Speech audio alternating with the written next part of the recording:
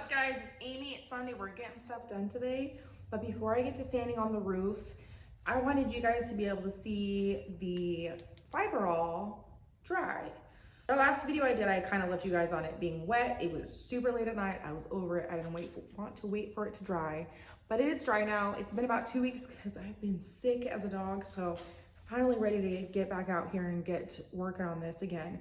I wanted to talk about this for a minute. I have used other fillers, Bondo, glaze, stuff like that. That stuff is a thinner consistency. This stuff is a lot thicker. I was totally psyching myself out because I was thinking I was gonna mess it up. I was really intimidated by it. But honestly, this stuff was super easy to use as long as you keep it at the right temperature. It has to be above like 70 degrees or above. Now, I kept it inside. The garage was cold, but keeping it in there did just fine. I didn't really have any issues with it. The only issue that I had with this was when I added a little too much hardener. I noticed by the second time I mixed this up, I added a little bit too much hardener because it kind of accelerated towards the end before I was done with it. So, and then when I watched the video back of me mixing it up for the first time, I did still use a little bit too much, I feel like. So by the third time, I kind of got it down. I did mix this up 3 times and I've still got enough for like one more batch. So I'm gonna show you guys. You saw what it looked like when I first opened it. This is after using it 3 times, 3 mix-ups. So I would say probably one more mix-up. And I just wanted to save a little bit until I could see what the car looks like in the daytime. It's super dark in here. So I was getting ready to open up the garage and just see what I missed.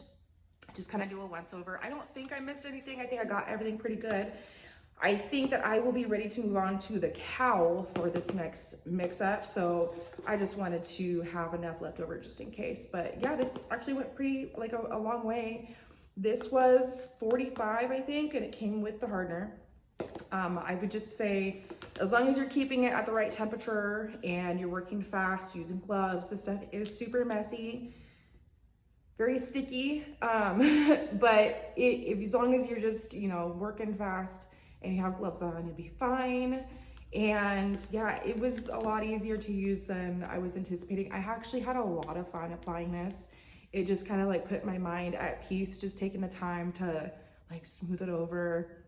I also was very, very tired when I was doing it. So I feel like I could have probably been like a little bit cleaner now seeing things dry, but you can always sand it off. It's no big deal, but you just gotta play with it and get used to it.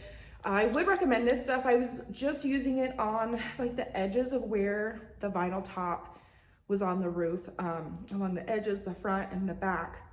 I'm gonna be using this on the cowl too. There's a lot of like rotting and stuff there with the metal. I've prepped it and everything, but I think this will be the answer for that. I'm obviously not going to use this on the other body stuff. I'm just using this on those really difficult like pitting areas on the roof.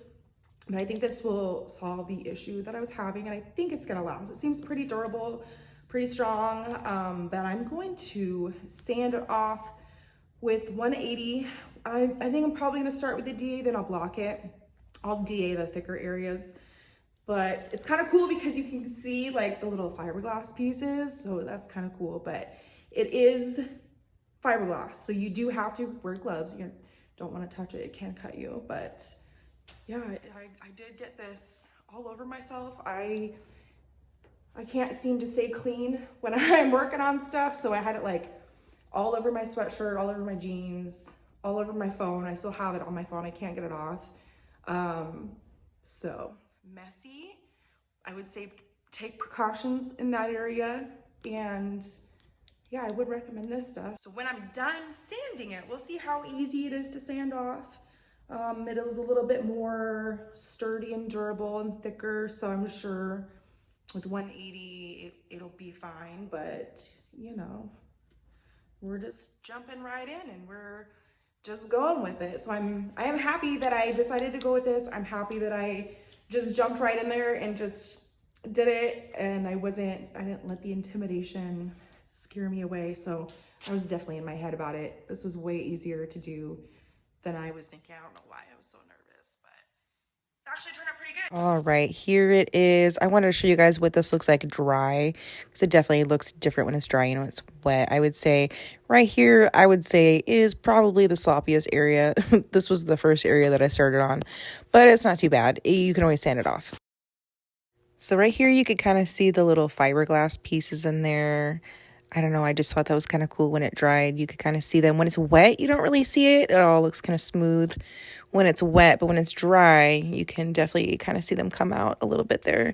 But yeah, I did along the roof there, along the edges. Those were probably the smallest holes that I had to fill in. So I just try to use as minimal product as possible. And right here, you can also kind of see areas that I did not touch. I didn't do these ones yet because I was just trying to focus on the roof. But I'm thinking I'm probably going to fill these in with that Fibral too. I don't know about this little hole because I might decide to weld it in. I don't know. I might slap some of that fiber all over it. Who knows? But these are the more serious areas. I'm probably going to have to weld that part in, maybe this one too. I'm just haven't quite decided on that, but I'm definitely going to put some Fibral in these little rivets here. I think that this will definitely do the job along this line here where the water damage was. So on my next application, I'm going to hit this area. So actually right here, whoever did the body work on this car put styrofoam in there, and I actually didn't even realize that that was there until I started stripping it. And I mean, it held out pretty good because I had no idea that it was there. That part wasn't even bubbling. I just had to strip it down to realize that someone styrofoamed it. But it wasn't too bad. But I think I'm going to try to slap some fiber all over it. Might weld these holes right here, but definitely going to slap some of this product over these holes. I think I'm also going to put it on these rivets as well. I think it'll just fill it in. I mean, I'm just trying to make it look as good as possible with minimal thing. I really trying to reserve the welding for the bigger pieces, but who knows? We'll see how it goes.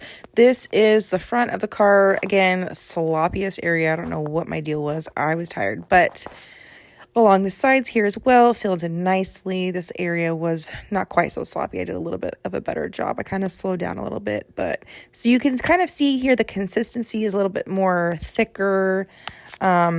Regular Bondo, again, is just super thin, so it's definitely a different consistency, but it's really not too bad. It's pretty durable. That fiberglass really makes it durable.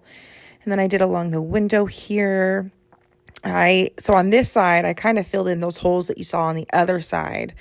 And I had some extra product, so I just slapped it on there to see how it would do. And then I did along the back here. This looks like garbage, I know. Don't come for me. I was trying to, here this product was accelerating. I was just trying to pack in some stuff in there to get it in there. I'm probably going to have to go over it again, which is fine. The holes are kind of big, but I just try to get it to stick in there as best as I could. Sloppy, I know, but, I was tired. I'm just a girl. However, I think this will make it turn out nice once I get it all sanded. And, we're just going to keep filling it in. And I think it'll be good. Just fill in these little areas there where it didn't quite get in all the way. But I think it turned out pretty good on this side here. I had the same holes on that side.